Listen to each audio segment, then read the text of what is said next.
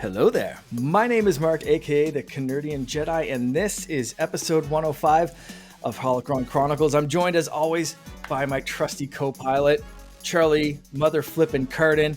Charlie, how you doing tonight?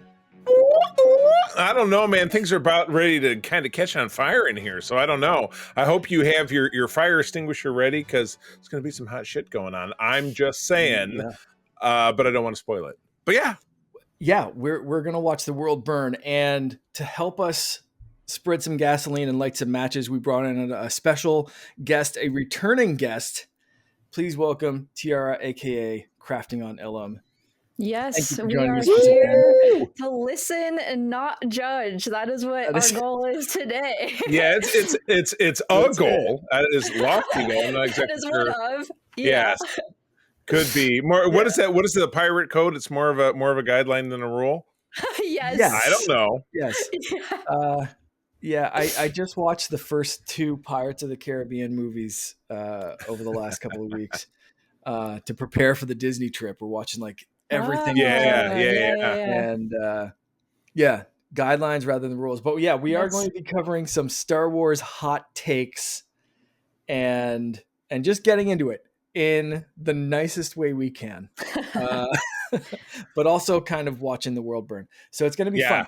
First, we have some housekeeping stuff to take care of. Charlie, time some people for us to pay the bills. That's right. I love talking about our awesome Patreon secret friend group over at patreon.com/secretfriendsunite. You can try us out for 7 days for free and get early programs, ad-free programs, great backlog of bonus content that Mark and myself and our partner Todd have been making for the last 2 years. And then you can stay on for as little as $2 a month. I'm very fond of quoting the Blues Brothers and saying that's a lot of entertainment for $2 a month. These people know what I'm talking about. My buddy Derek Trevelyan, the figure dude, Francie, SFU's official hairstylist, does my wife's hair, Mr. Xbox Expansion Pass, Luke Lore, and my great uncle Tim down there in South Haven, Michigan. Friends with benefits level, John Sedorf, the Phoenix Sisters Entertainment, our friends Kelly and Crayley, Brendan Myers, Corey and HD, the awesome CEO of Boss Rush, hell of a guy, Matthew Keel, my buddy Kurt Krug, who has been making it elemental for us to do all of the great interviews that we've been tackling lately, and our friend Tanya Lee down there in the southern U.S. And at the top of the pyramid, super great folks, the awesome Nias family of the Twin Cities, Sean Still and Henry. We are grateful for all that you do for us. And we do have that promotion going on, but you didn't put the verbiage in here. So I didn't, but I have it right here, so I'll read it. Oh, do it! I know. As you were reading it, I was like, oh, shoot, I forgot to add that to the show notes. But I have it here. Yeah, the Nias family are giving away 5 annual Friends with Benefits Patreon subscriptions. So you get all of those benefits for a year for free. They're giving away 5. You'll get everything ad-free for a year. To enter, all you need to do, 1, subscribe and comment on any one of our YouTube videos. Go over there. If you've already done it, take a screenshot. Same thing for the next one. And you can do either one of these. Rate a podcast on Spotify or Apple Podcasts. If you've already done it, take a screenshot, DM one of us, share it with us, email it to us, whatever you want to do. You can DM at Blue Sky at Secret Friends Unite, Instagram, secret.friends.unite, email secretfriendsunite@gmail.com, or send it directly to any one of us. We will get it. We will enter you. And that's it. That's all we have to do. Winners will be announced on Tuesday, March 4th. So you have a couple of weeks to get in and try to win one of 5 annual Friends with Benefits Patreon subscription giveaways. And we want to have a huge shout out to the Nias family for putting that on for us. It's amazing. Totally amazing. It's good stuff. So try us out again, patreon.com/secretfriendsunite. You will not be sorry. We have a lot of fun. What can I say? All right. Well, let's jump into it. We got a crazy show. We got Crafting on Ilum to catch us up with what you've been doing. We established it's been a year since you've been on. That's way too long. So, but we're glad you were back now. And so what's been going on with you? Yeah, I mean, same old, but new. I've been going to a lot of conventions, of course. Made some cosplays since the last time I've been on. I've done Bix and upgraded some of my cosplays. Bix was handmade from scratch, so that was a big job to Incredible. tackle, but Wow. super rewarding. I went to Fan Expo New Orleans and co-hosted a panel with Nilda listens, my social media big sis, as we like to call each other here. But yeah, did some panels, conventions, cosplays, reopened my shop, Crafting on Ilum shop. Both of the links, or the link for my shop, is on both of my profiles. And so slowly been putting out designs for the shows that have been coming out, like Skeleton Crew. I've got a Neil sticker and shirt that says "This is fine" while everything is burning around him, except for that meme, while he's Nice. in the bathtub, because that was two iconic scenes in the show. Everyone's striving to be Neil, honestly, in real life, but yeah, pretty busy stuff. Excellent. Incredible. Yeah. Your designs. I should have worn mine. I think it's in the laundry right now. I just wore it a couple of days ago. The Boba Fett shirt that I Oh have. yes, yeah. One of my favorites. Yes, Yeah. I that Neil design made me absolutely die when I saw it. It's fantastic. Yeah. Yeah, well, thank you. I'm so excited that you're back joining us, and hopefully people will check out your shop and everything else that you do. The Bix cosplay, watching you build that was incredible. Like, just everything from like matching material shades and like getting right down to as much like that. Yeah, it was so crazy. What made you, like, was it just not available or not good enough anywhere? Like, what made you build it with that level of like, I need to build this from scratch, hands on, Yeah, document the whole thing, which I think is like a lesson in like content creation. right. You were not only like making this suit to do content creation of like you know cosplay stuff, like Mm-hmm. you also made the whole journey into multiple posts Yeah. of following along. So what made you kind of embark on that? Yeah, well, thank you so much for all the compliments. It means so much, especially after all the work that's put in. It's nice to be praised and recognized, of course. But yeah, I that was kind of a cosplay that was a work in 2 years. Not that I had started it, but I had gathered some pieces here and there. When Andor first came out, and I was like, man, I love Bix's character, and I love Andor. And then I was just like, you know what? I need to get this started. I need to do it. And I set like a goal to be able to make it before the next convention that I was going to be able to push myself and just have like a time frame, because I know myself, if I'm just like, oh, I'll make this, and then another year is gonna go by and I don't actually get it done. But yes, I was looking at cosplays online, like Cosguy and like other cosplay sites. And Yeah. yes, sometimes the material can be kind of cheapy. Sometimes it is considered like fast fashion, and that's completely okay if it's within your budget, and like you don't have the time to make your cosplays completely understood. But for me, I wanted to make something of quality and just kind of challenge myself. And I saw a lot of her cosplays, like the vest wasn't really accurate, or like the sleeve color wasn't accurate, and I can be kind of OCD about certain things, and I like things Yeah. to be accurate. And while my cosplay is not 100% accurate, like I did my best to make sure Very that I close. had majority of it.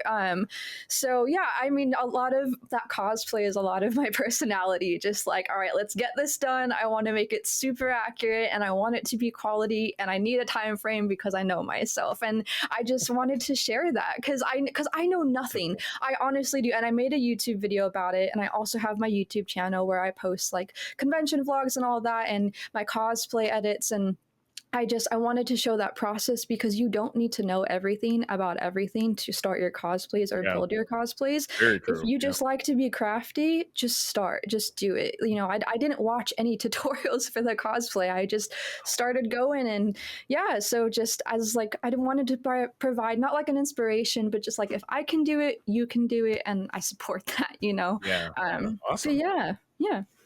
What was, if you can like dilute it down to like the one thing, what was the hardest skill or crafting bit that you were surprised by? Like what, like going into it blind, was there something that you were like, zippers are super effing hard to attach, or like, I'll you bet. know, this Yeah. material doesn't sew really well? Like what was like the Yeah. one thing that just kind of like blew your mind of like, hey, did I ever not expect to spend 2 weeks on this piece of stuff? Like there's, you know, like that Yeah. thing. Yeah, I'll give you two. I'll do you one better. So one was I've never worked with fabric dye, and I didn't realize how specific it needs to be. Like you have to add salt when you're dyeing, and I didn't know that. Like you read the directions. I'm really bad at following directions. I'm just like, I'll just do whatever. Overrated. But you Yeah. know, yeah, you need to add salt. And then also the type of fabric that you're trying to dye. There are different dyes that you need to use for it. So getting the color down for her vest was really hard because in different lighting and like the filters that they put on, you know, shows and movies and stuff, it makes it hard to actually identify what the color is. So Yeah. I had to Yeah. dye that over the course of like 2 days and like bleach it, like make it white and then dye it again because I didn't like the color.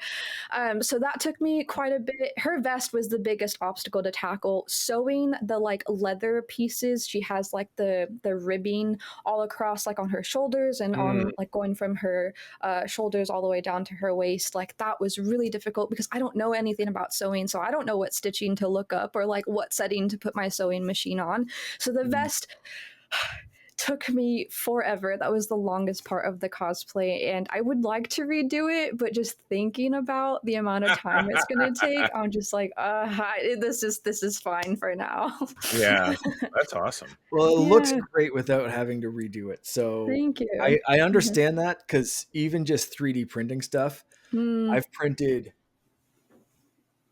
3, maybe 4 Captain America helmets, mm, just because like, you know, one didn't really fit right. The other was like a sure. test kind of thing, or like I'd print a segment to see, like I finally have, like it's behind me, that's like finally I think printed to a size that I enjoy, Hmm. and then I got to work on it. But like, yeah, I get it. Like just that iteration of like, I can do better, you Yeah, know, like yeah. this A is, little gonna go, perfectionism. Yeah. yeah, yeah.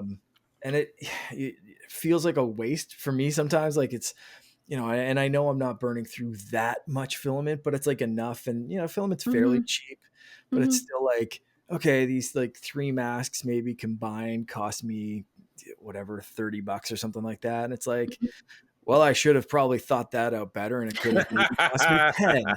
Yeah. Yeah. You know, like there is that balance of like money spent, time spent versus Hmm.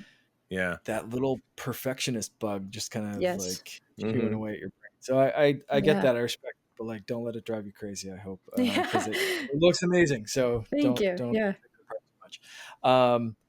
Awesome. Well, are we ready to jump into some news? Yeah, We my have a God. couple of things. Let's Yes. party. Now, Mark, full disclosure, it's going to break your heart, and I'm telling you this live. Okay. April and I were hoping to be able to join you down there at Disney. It doesn't look like it's going to happen. It was going to be Oh our chance. shoot. It was going to be our chance to connect. Man, it was a Mm, tough year. You know, I was looking for work last year. We're mm, just starting to get back on our feet.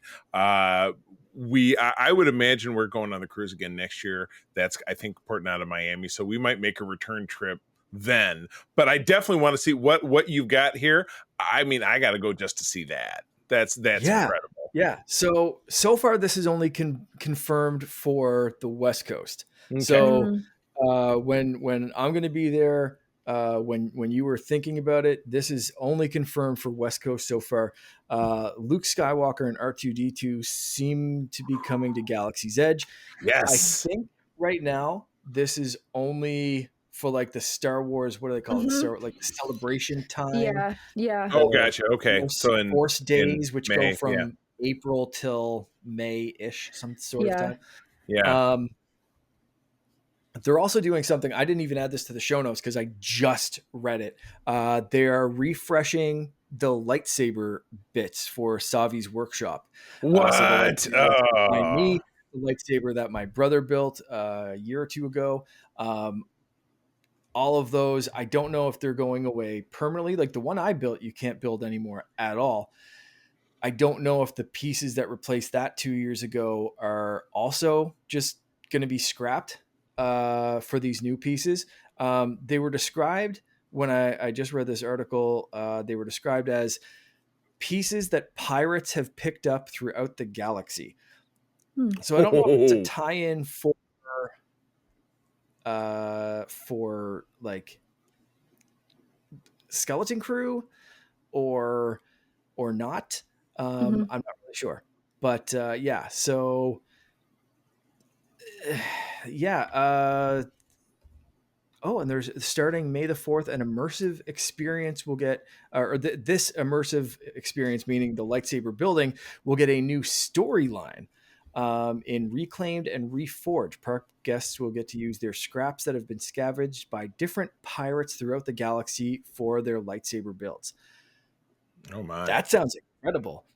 I booked a droid building because I need to own a droid, and I built a lightsaber the last time I was there. Yeah. But if these parts come there for April, I might be scrapping that idea and building another lightsaber. Yeah. Pirate scrap metal lightsabers sound like everything that I'm into. Yeah. Sign like you that. up. Yes. That sounds amazing. So yeah, they're rolling out some stuff. I'm hoping this all comes to the East Coast as well. It's weird to me that they have two identical like Galaxy's Edge park places. And and they're like, hey, sometimes Fennec Shan's in one but never the other. That's just weird.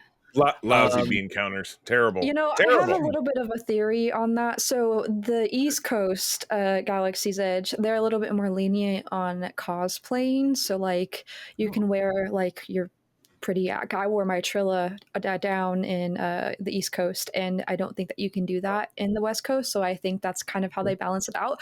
But it is a lot that the West Coast gets. They get a lot of characters and a lot of events. They had those droids that I think they were like AI droids or whatever that were there.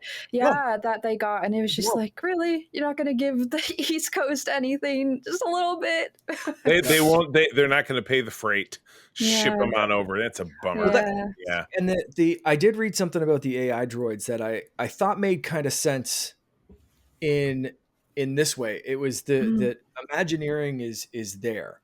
People who are developing these and working on it. So it's easier for them to just kind of like leave the office, go down, test these AI robots, like roll them out, do this kind of stuff. And until they're like 100% complete, ready to go, LA is going to be the test bed for that kind of stuff. Yeah, that makes sense. That's more practical. Makes sense for the robots, but not for a dude in a Boba Fett costume.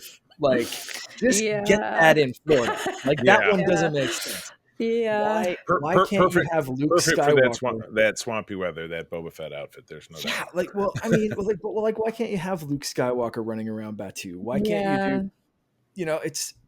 It's weird to me that they keep that in one park and not the other. Yeah. No, I'm totally on board with that. Yeah. People in costumes, you know what I mean? Like, it's life finds a way. There you go. Keeping that part of it. It's strange, but yeah. So Charlie, I was going to ask if you were still planning on going. Yeah, I'm finding my way in a new career, starting to get back on our feet, and you just can't do everything. That's what I found out. But but in 2026 it'll be kind of a different story. So we will figure something out. Eventually, so that we can actually meet each other, because we have this virtual partnership that we have the show, but we've never met. So we'll make it happen. If anyone's listening has built a droid, I just booked that the end of last week for myself, my son, and my two nephews. I booked them the building for all of us, and so it's going to be fun. You built one? I did. That R2 right there. That's what I built. Oh, wow. On the East Coast. Yeah, awesome. Edge. Yeah, it's really fun. Yeah, so the R2 droids, they like hold up good? It's fun, like fun to build and easy to control and Yeah, all that kind of stuff. Okay. they have, I think, 3 different models. There's like the BB-8 model and then the R2 model, and I think there's one other, but like you just mix and Chopper. match parts. Yeah, Wow. Chopper. But yeah, you can mix and match parts and the colors. Like if you pick one model, you have to pick the parts for that model, but like there's different colors and shapes. But yeah, I mean, I've had that probably 2 years now, and it's good. Just replace the batteries. You're good. Yeah. That's awesome. Yeah. I can't wait. And I was only going to book it for the 3 boys to begin with. Like, you know, I have a 4-year-old and then my nephews are 13 and 11. And I was just going to book it for them. And then we started watching videos and like to show Finn like what this is going to be all about. Mhm. And he was like picking parts that I just wouldn't pick. And I was like, this is going to be awesome, but it's also going to drive me crazy because I need my own floor. So I'm booking it. So, like, lock myself in afterwards. Yeah, awesome. right. We'll have 2 droids in the house. I don't care, whatever. Yeah. We need savings. That's good. It's great. You know, it's so I'm very pumped to build a droid. Yes. It's gonna be cool being able to compare the lightsaber build to the droid build and Mm. go off on that. But that's it. Yeah. So as we learn more information about what's going on in the parks leading up to the season of the Force or whatever they call it in Disney, especially if we get confirmation that some shit's going to be happening on the East Coast while I'm there in April, we will be sure to update on this show. But for now, let's move on to some other news. I came across this story and I thought it was fantastic, especially given what we're going to talk about today. Comic Book News had this weird little hot take article of why the prequels are better than the sequels. I'm going to include a link in this in the show notes so people can read it themselves. Did you guys have any? Did you guys have a chance to read through any of these? And if so, You know, I'm skimming through it right. Yeah, I'm Okay. skimming through it right now, and then just based on what I'm going to be talking about, they make some decent points. Yep. I know that the sequels are very big for you, Mark. I know they're big for you. You named your son Finn, for God's sakes. How else could it not be big for you? But in the context of this article, some of the things they go through, and you're right, I think it's better for people listening to actually read this. So I don't think we should dig too deep into this. Yeah, But no. they're kind of on the nose with a lot of this stuff. Like, it really reminds you how like half baked a lot of the stuff happened in the sequel trilogy was. You know what I mean? So yeah, I hate it when the hot takes are so hot. Yeah. Anything stand out for you? Like one single hot take from this article, just to kind of give people listening, if they haven't had a chance to look at the whole article, like something that might make them click that link. I'm going to have to defer to our guest. What do you think? So I'm looking right now, just skimming through. I mean, lightsaber battles. I feel like That was the one I was that going was to a pick. pretty solid hot take right there. Let me look. There's a lot. They have solid points, but yeah. I think they nailed it with and it's funny because it's kind of like that. I don't want to use the tallest midget expression because I know it's kind of offensive. The tallest little person, I guess they'd say this day, but that was an old expression. But number 5, the ending didn't suck. I mean, the ending of episode 3 was just they took it to be no. I mean, it was ridiculous. Oh. I'll talk about it more when we get into the next segment. But if then you think about the whole thing about, we had a big space battle and then Chewie gets a medal. It's like, let's throw some more stuff into the pot for the end of, The Rise of Skywalker, or the whole Rey Skywalker thing, which is just very controversial for a lot of people. But I'm like, whatever. She went down to the DMV on Tatooine and changed her name. So what? People do it all the time. It's not a big deal. The one that I really don't agree with, number 2, is the changes to how the Force worked. Because they talk about like the sequels having like a Force dyad and wayfinders and all this kind of different stuff. But like the prequels had a bunch of shit that changed how the Force worked from the original trilogy. Yep. Absolutely. Yep. Like midichlorians alone should like that from the conversation of like, Yeah. they Yeah. look at the OT and then like they get into midichlorians and all the other stuff that they talked about. Yeah. Like, no. Yeah. No, I'm with you with that. I stand with you. I stand with Mark on that. That one. Item number one was aptly ranked is that, yes, there's nothing about that last movie that Palpatine was up to that made any sense. It was like Dr. Evil from Austin Powers with his, the Alan Parsons Project, and he wants $1 million. But yeah, and Palpatine's plan throughout the prequels, that was solid and it was terrifying, not because it's happening in this country right now, but it was well thought out. And I know I even have a book that Jon Stewart of The Daily Show wrote, like America the Book, and he made reference to Palpatine's crazy plan to take over the Senate because it was published in the early 2000s. That was one of the more interesting parts of the prequels was his plan and how he played that long game and building a war around it and everything. That was pretty neat. But yeah, you're my granddaughter and I have my acolytes and I have a weird fleet of 1,000 ships that each have 5,000 people on, but where the hell did they come from? I don't know. It was plot holes big enough to fly a superstar destroyer through. There was just not a lot going on in that last film that it made any kind of sense. So I will absolutely give them that. But yeah, I'll talk more about that in a minute. Absolutely. Yeah. All right. Without any further ado, let's get into our Star Wars hot takes. As we already said, let's try our best to listen and not judge. These are just for fun. Don't come at anyone. Don't try to get anyone canceled on Star Wars Instagram or anything else. For me personally, I chose one that's definitely very trolly. If we get to our second hot takes, trolly. And it's just like, I just wanted to pick something that I think would be fun, but I do have a couple of arguments for it. We also got some write-ins. Do you guys want to start with ours, or do you want me to start reading and like just kind of getting the gears going for what people submitted? I'll tell you what. I'll take the arrow on this one because what I'm going to say, I don't know that this can be very popular because I have some younger people in the room here, so you'd be like, oh, thanks. Thanks, Boomer, even though I'm Gen X. But anyway, I'll go for it. Everybody knows that who listened to the show, I was born in the late 70s. I grew up with the OT. Empire Strikes Back was the first movie I ever saw in the theater. I was 4 years old. Looking at what we were just talking about with this article, pitting the prequels against the sequels, I find the prequels to be not really relevant, and I don't think they're important to the story of Star Wars. I think those three movies, I know I can feel it from Ohio.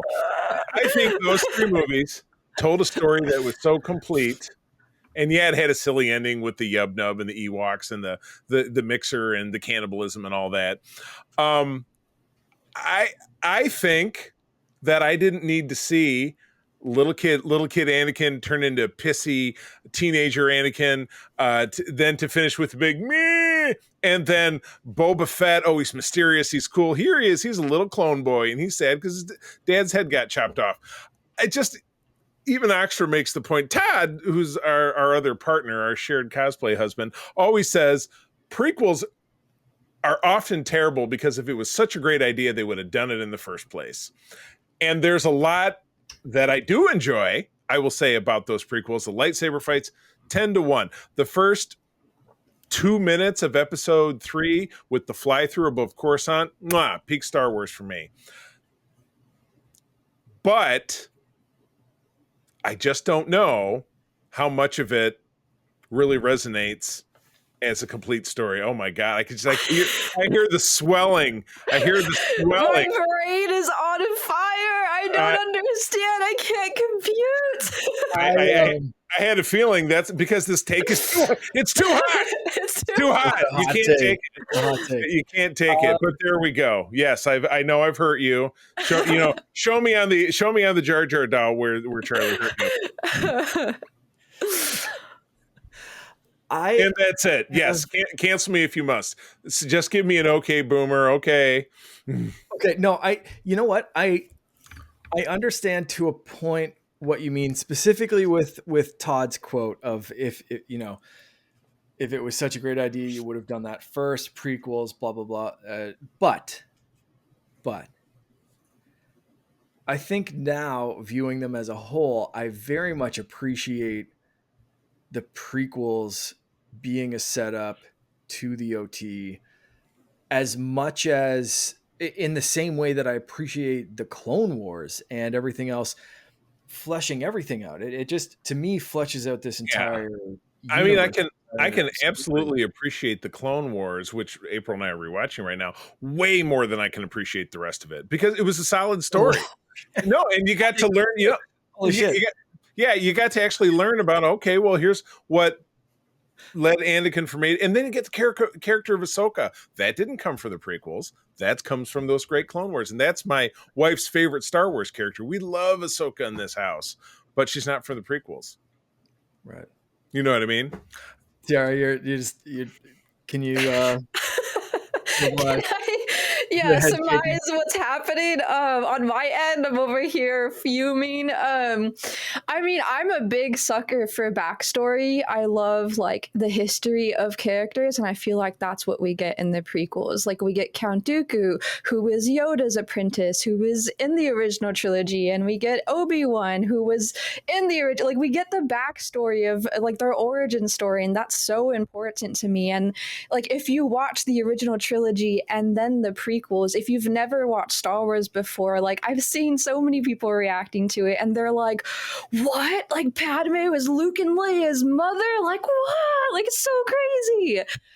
So I think when like you watch it that way, it's just kind of this like beautiful reveal, like this tragic, beautiful reveal. So it's just wild to me that you're like, yeah, it's not really necessary. Well, but to each their own, I would say, I was watching a YouTube video earlier today, 10 ways that the prequels kind of torpedo themselves.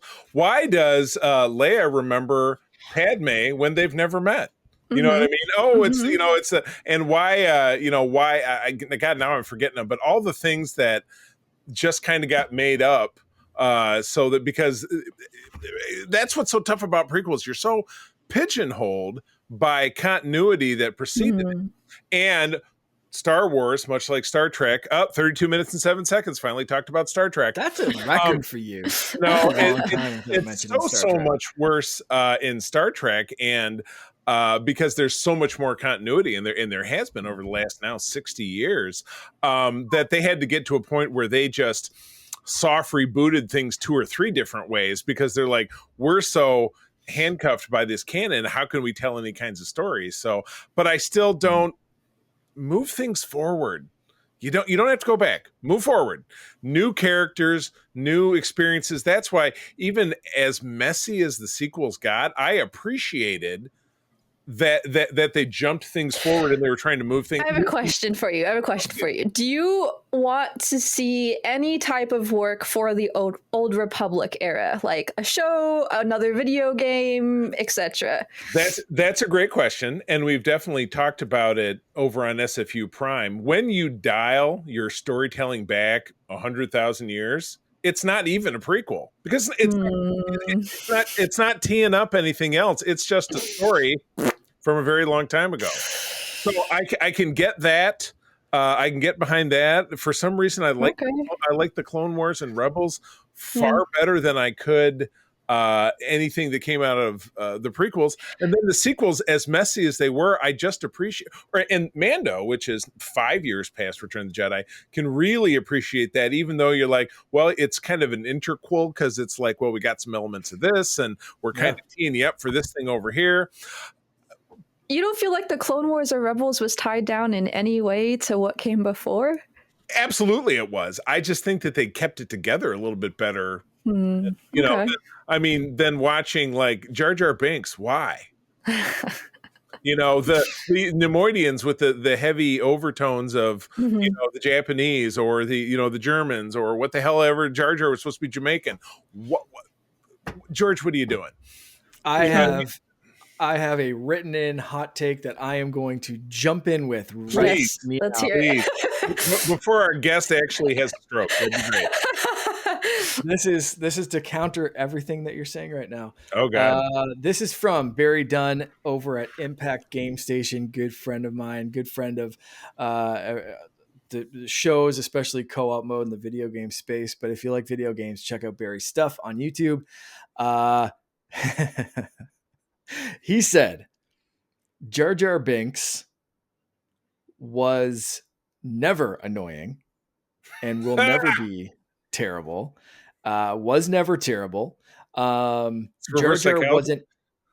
Jar Jar was not any more annoying than C-3PO, than the Ewoks, or any other of the things that George Lucas threw into the original trilogy. The Ewoks didn't talk. It was Jar Jar were talking that ruined it. specifically for kids and to sell toys. He did want to add on specifically, I think, to you, Charlie, fight me. So you fight me. That's so aggressive. That's he very. Did, he wrote. He was like perfect talk. I don't know. Darth Jar Jar, like in the Lego movie that came out last year with the mixed up galaxy thing. Yeah. Yep. So you know what?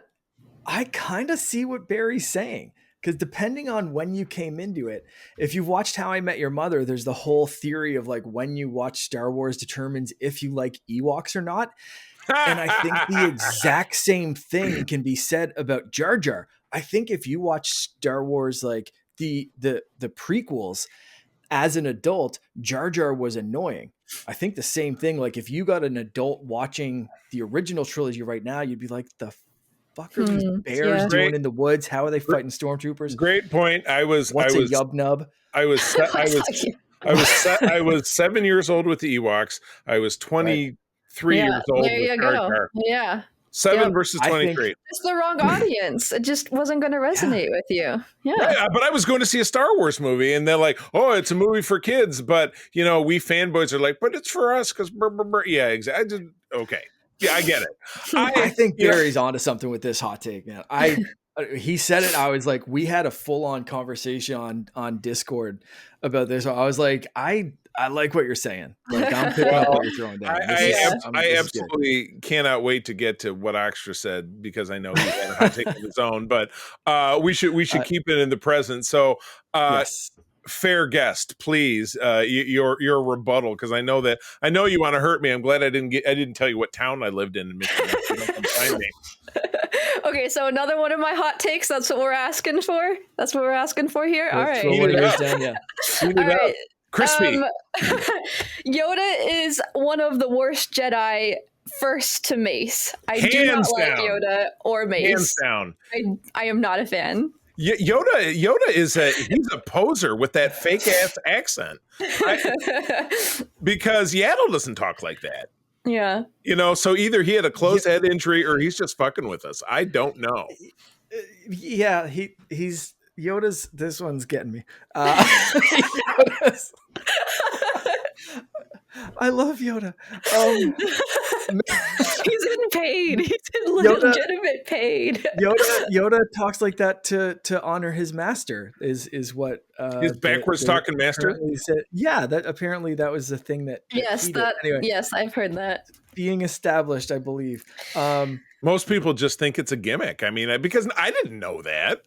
But most people are like, okay, well, you heard Bryce Dallas Howard as Yaddle speak like a normal person, as it were. And then even Grogu is like, meh, meh, meh. Well, okay, Grogu's not a good example, but still. So Bryce Yaddle has recently ruined Yoda's speech quirks, we'll call it, I suppose. So now, in true Star Wars fashion, they have to go back and like retcon an explanation for that. They're leaning towards his master. An 8-part novel series about his accent, I'm sure. Exactly. Yeah. I know what you're saying, but I love Yoda.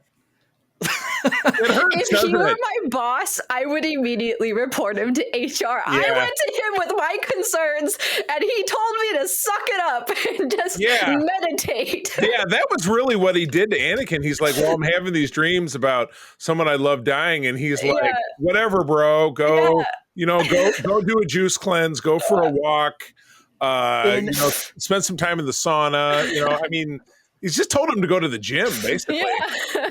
Yoda is a gym bro. There you go. Yoda's a gym bro. That's the problem. So yeah, Suck it up. in Yoda's defense, human lives are so fleeting. Mace Windu doesn't really have a leg to stand on because oh my god, that's so pride-filled to say to someone. Human lives are so fleeting. Like that would make me so mad. That is rough because Yoda's saying, "What? Well, you're not like me, so yeah, exactly." No, but I think whack. Yoda can kind of like, you can kind of dismiss his like meditate on it as like, yeah, of course you can say that. You're 900 years old. Like, of course you're going to be like, take a couple of weeks and meditate. Like for him, that's nothing. Maybe he should be more mindful of that. Like, okay, man, like a week is a long time for a human. Yeah, right. But like, I can. There's some things for Yoda that I'm like, I wonder if he's just saying that because he's 900 years old and doesn't really have a reference. But it's like a vampire kind of thing of like, vampire. Like if you watch what they do in the shadows, they say some unhinged shit. And I kind of see. I just compared Yoda to what we do in the shadows. We need another hot take here. Yeah, let's keep it going. Let's going off the rails. We could be here for 3 hours, but yeah, let's keep it moving. That one kind of got me. I'm not gonna lie. Wow. You know what? We've been talking about Todd Oxter. He actually wrote one in that I'll throw in right now. He's the ace Star Wars hater. If there was a hater fall, he would be Silky Johnson, if you're familiar with the Chappelle Show. So Todd said, my Star Wars hot take is that too many people can use the Force now, and it's become a lazy way to solve problems. Fair. Okay. Fair. Okay. I'll give it. I have one problem with this, and then I see what he's saying with the other one. So the too many people can use the Force thing. Like, it's been confirmed that everyone can tap into the Force. The Force connects everywhere. All living things. It's air. It's air. It's air. It's water. It's elemental. So saying too many people can use it is like saying too many people on Earth can breathe. Like that's lazy writing with all your breathing. It's everything, right? But at the same time, it can be used as a crutch of like, oh, this person was just using the Force, and this person, is that, But I've never been bored of the Force the same way that I'm not like watching Lord of the Rings and be like, I wish Gandalf would use less magic. Like it's fantastic to watch and it's fun. Any other yes, no? How you guys feeling about this? I think it just needs to be intentional. Like, I get the lazy writing, but if you're going to have someone use the Force, I think it needs to have intentionality behind it. That's my only, I agree, but also with what Mark and you guys are saying, and just like, it's air. In the Star Wars universe, it is air. So don't have it be a big throwaway. Don't be like, oh, my back is up against the wall. Watch me do a flip. Woo, woo, woo. Yeah, exactly. Yeah. So don't have it be such a backdoor whatever. Like I had the Force all along. Yeah. Ooh, I could make things float. Yeah. Agreed. That's fair. All right. I thought Todd was going to come with a spicier take.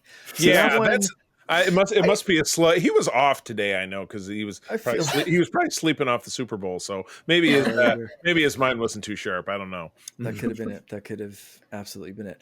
All right, I'm gonna toss one down that I think is gonna hurt Tiara, and some people might come at me. I'm gonna say that Andor should have been a made-for-TV movie. Oh well. I think 12 episodes, 9.5 hours was way too long and boring, and at least half of it, if not more, could have been cut. I still think there's a really, really good movie in there, like 2.5 hours of just some of the best Star Wars, and then the rest of it sucked. Maybe not sucked. Maybe sucked is a word that I'm using to try to specifically trigger Andor fans right now. Don't come at me. The toxic words. Words. I think it was. Right. I think it was like overly drawn out for 12 episodes. Could have probably be pared down to like 6, maybe 8 if we're really, really pushing it. But like, I thought that a lot of Andor dragged, and I think it could have been better paced and better worked as like, agreed. Like legitimately, I would go at it with a cleaver, but I know some people would like really come at me. So I'm saying half of it. Yeah, you're right that they plunked in some stuff there that did seem like and it's the only show that's been that long. Well, Mando, they're 8. All the other little one hitters like Kenobi have been 6. 6 is a great number for this kind of thing because you're telling a longish movie. You're not telling 3 longish movies. You know what I mean? So yeah, could that whole middle part of Andor been cut when he did the Eye of Agamotto and Cousin was there and and it was all this different stuff? Probably it was. He could have been. They could have had him do a thing, and then he ended up in the prison because that was really pivotal. And then it could have led back to him coming back home after his mom died, and they could have had that that really pivotal scene. And the Mr. Burns Jr., the little guy, was he that important to be a part of stuff? I don't know, but yeah, you're right. It was just I can't disagree with you. Yeah, I might surprise you. I had at first trouble getting into Andor. After like the 3rd episode is when it picked up for me, and that's when I was like, "Oh my gosh, this is so good!" And I do agree that there are some fillers. I think is what we can call them, respectfully fillers.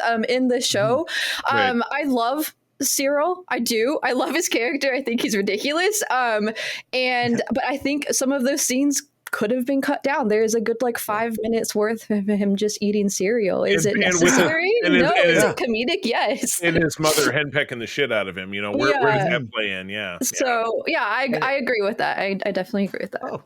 I really thought that was going to be like met with more. I'll have to come at my second one. My second one's a lot shittier. Mine too. Okay. And it's even contradictory to myself, but we'll get there.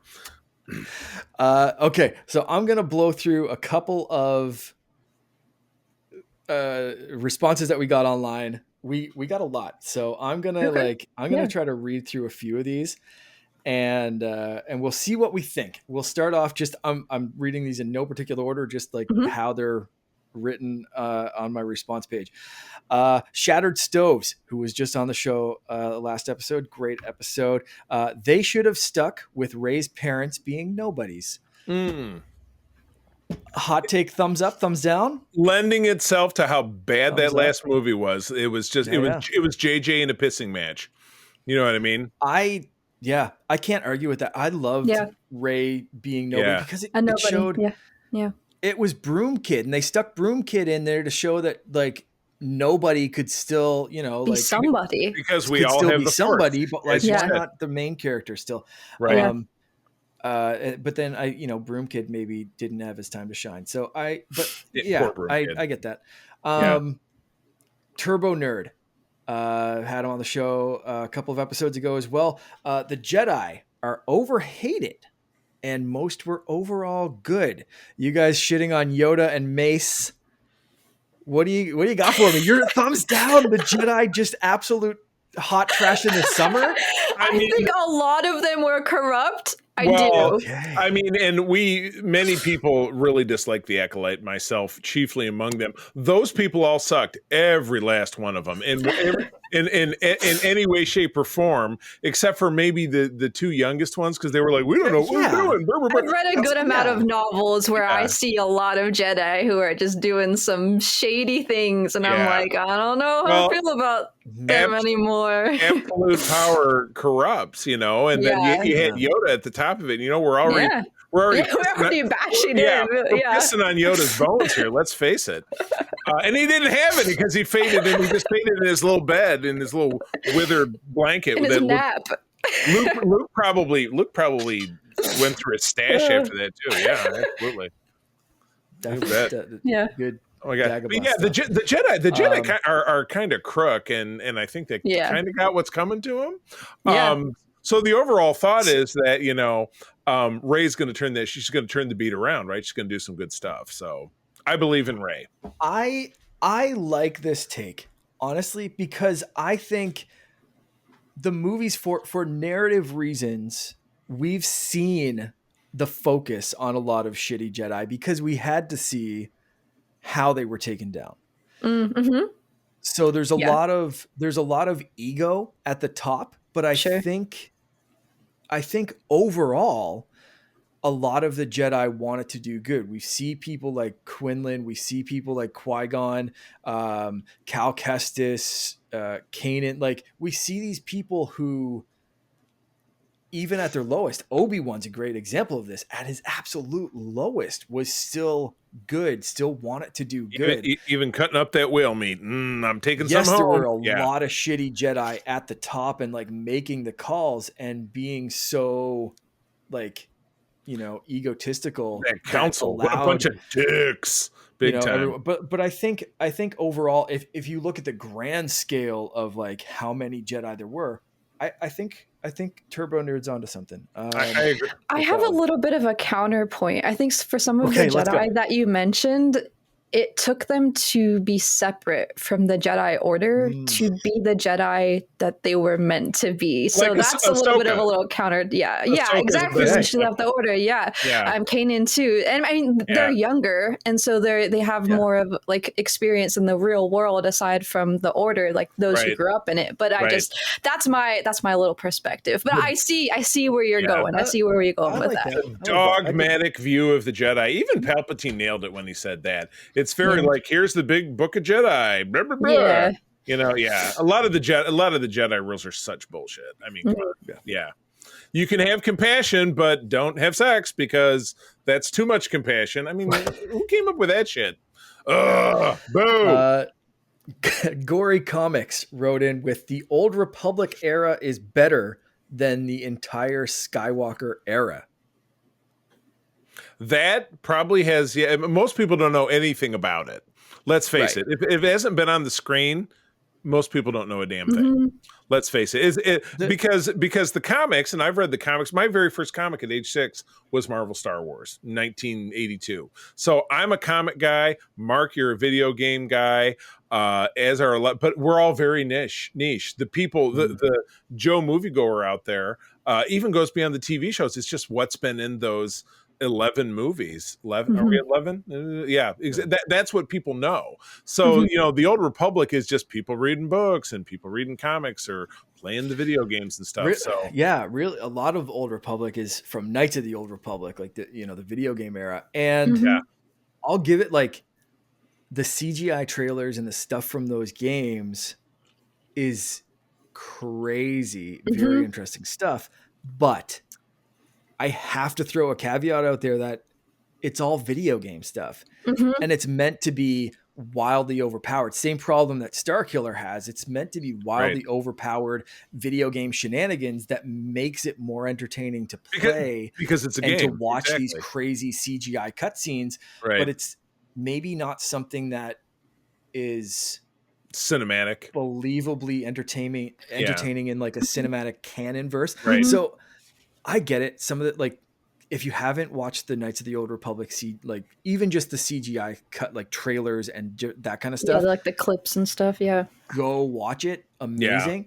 But I think it may go a little too into like superheroes, Dragon Ball Z, Superman fighting other Kryptonians kind of like level of like shenanigans, which I don't know, like, and again, like, what is Star Wars? What's the power level there? Like, could Old Republic do stuff that was lost? And there's ways to canonize it and make it work. But based on some of the stuff that's in, the original trilogy, it's like, how did they go from literally like I'm saying, like, Goku fighting like whoever, like to like Obi-Wan and Vader being like, you can't an old man and an old man and another guy in a rubber suit. Yeah, exactly. And like, you know, power levels, like even make the stuff that they were doing in the prequels look like it was, you know, kids fighting on a school ground. Yeah. Well, hey, let me Yeah. because we're starting to run out of time here. So let me jump in with my second one, and I'm going to contradict myself because I watched this show recently and still enjoyed it, but I'm going to say fully that Obi-Wan Kenobi was pointless because while I found it enjoyable, it went right up to, it took everything that was in episode 4, which is the bedrock of this entire franchise, and said, nah, I really think everybody knew each other. And Vader and Obi-Wan not seeing each other since Mustafar, which of course we didn't know about back then. That's, you know, they actually met previously. And because when they meet up in episode 4, they genuinely look like they haven't seen each other in 20 years. And they're keeping that mystique going because that backstory hadn't been written. So the whole thing, and then people talk about there can be a second season. I'm like, you guys were really pushing it, having that story at all, and now you want to F up canon more and destroy what already exists.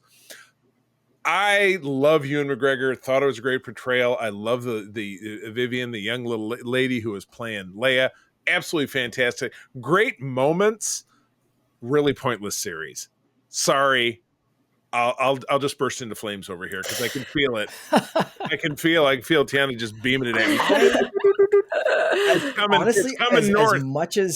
As much as I love the character and some, like you said, some of the moments, I can't argue that it like added a ton aside from a lot of problems. Created a lot of problems.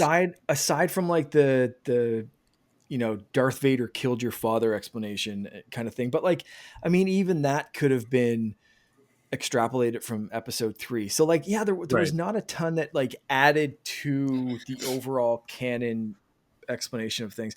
I see where you're coming from. I did enjoy most of the series, the show, and I would love a season 2, but I think a season 2 should focus on no other character other than like Obi-Wan, maybe helping out some surviving Jedi that we've seen, like the Quinlan hint that we got. Give us a super limited series of him doing stuff as a ghost. I mean, move the story forward. I'm serious. Have him have his moments where he's showing up to Luke at pivotal moments, and Luke would have to be recast, but he's showing up to Luke in pivotal moments as Luke's going through his journey, and maybe match that backwards with telling stories from his past. I know now I'm advocating a prequel. What the hell am I doing? But I just to be like, let's shoehorn another story in there. And then he, you know, when he meets Luke at the end, hey, do you want to meet Luke? Oh, okay. Oh, what are you doing? Okay, I'm done. So I think that people are advocating for a second season, and this could just be me, but what I wanted out of a Kenobi series was Obi-Wan working with Qui-Gon to reach that like spiritual state within the Force and like his personal journey. Yeah. That's what I wanted. I agree with you guys that there were some really great moments in the show with Leia and him and Hayden returning, etc. Totally. And all well deserved for both of those actors. But what I wanted was a spiritual journey for Kenobi. And that's why I want a second season, because I feel like if they listen, maybe we can get that. There's no listening. There's an unmade Star Trek series right now that literally all the fandom wants that they just will not do. And they give us like that TV movie that just came out, which, oh my God, was it awful. But I digress. Tiara, do you have another hot take for us? This might shatter both of you. I don't know. Okay, I think that Count Dooku has an even more tragic story than Anakin Skywalker. Yeah. Yeah, you agree? Okay, we got some agreements. Yeah. Okay. Yeah. Jedi Lost. Yeah.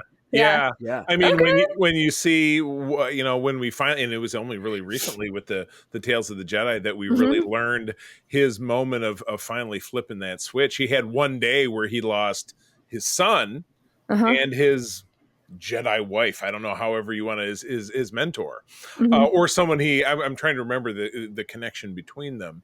But they were very, very close. Where, you know, Anakin lost his mom. Yeah, that sucks. You know, and she died in front of him. That much more awful. And then he thinks he killed his wife and his babies, and that was never corrected. You know, that's going into Darth Vader territory. That's not.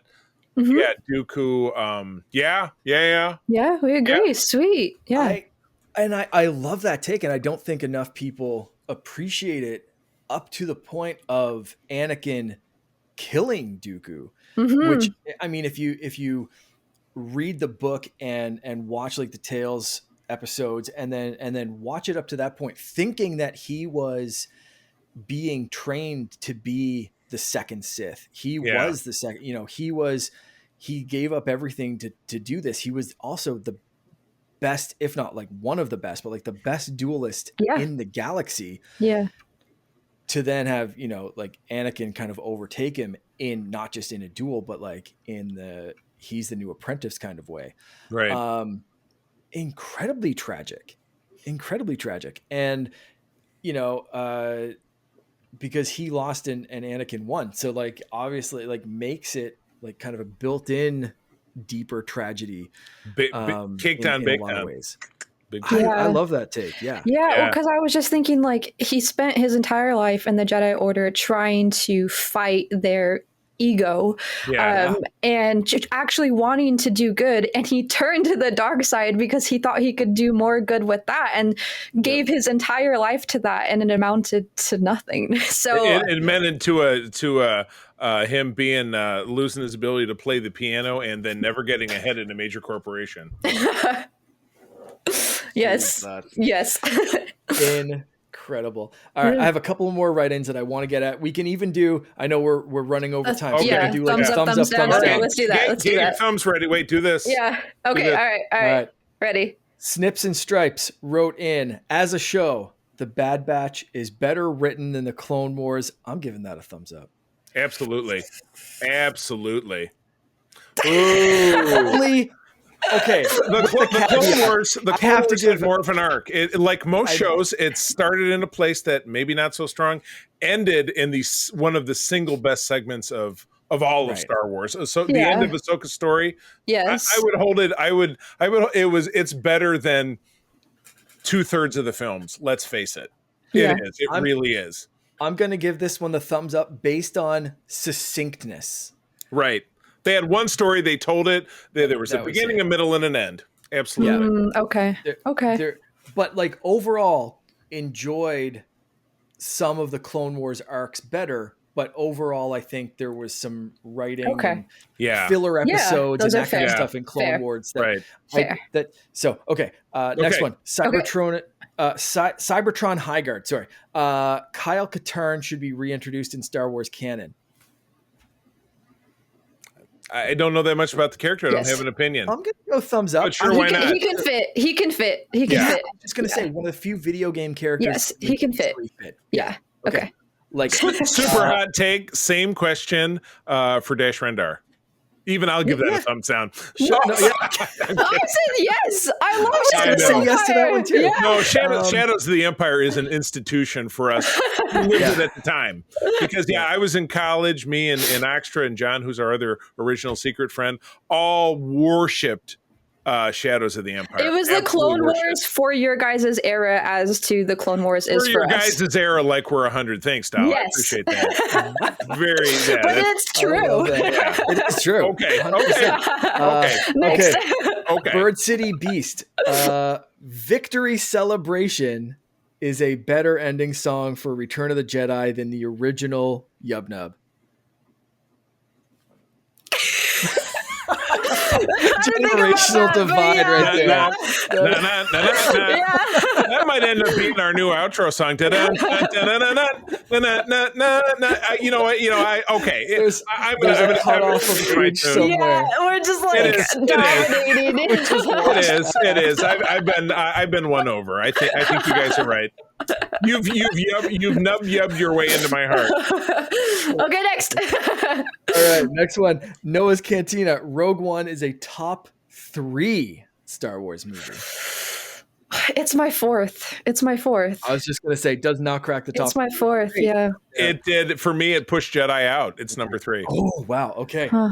Yeah. You and Noah's Cantina just made besties. Okay, I have one last hot take. If Okay. you guys will indulge me. Are we gonna give him the thumbs up? Or Oh yeah, thumbs let's down? do it.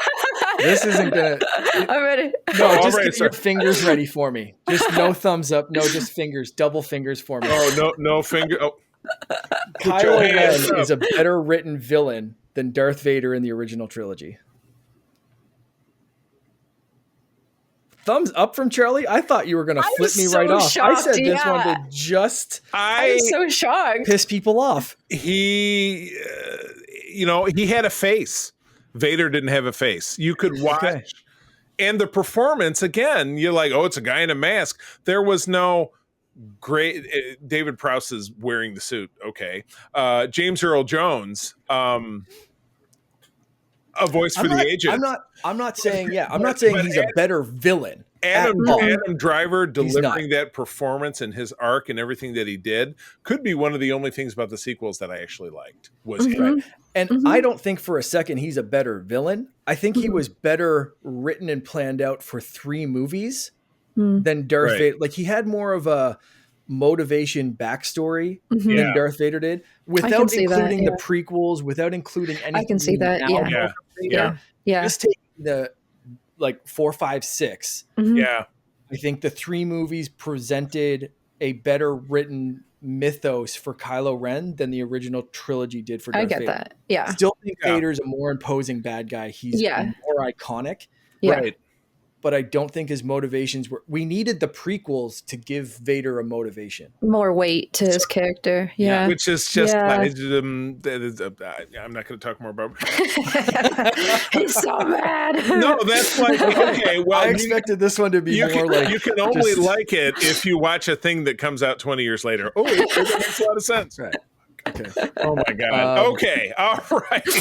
People listening, if you want to share more hot takes, please, we'll tell you where to send it. Please do so. I'd love to do another episode of this.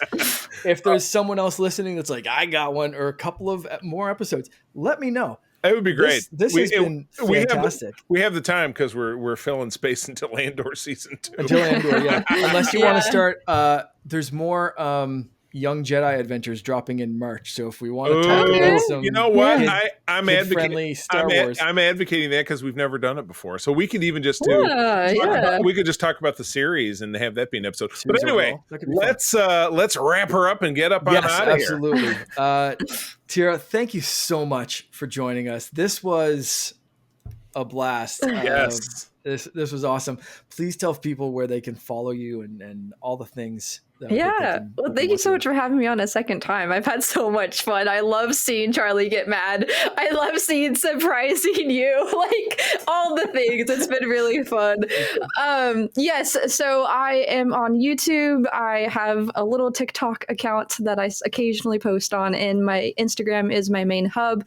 My shop as well. My links are on there. I do my cosplays, my vlogs, collecting, as you can see in the background. My big collection is growing over the years. Just things like that, making random, funny Star Wars relatable videos. So if you want to join in my journey and see all that stuff, follow me under Craftin on Ilum.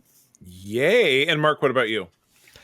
You can follow me mostly on Instagram as well, but every once in a while I'll cross post on TikTok or Threads or Blue Sky or wherever. But everything's linked through Instagram, so follow me there as Canardian_Jedi.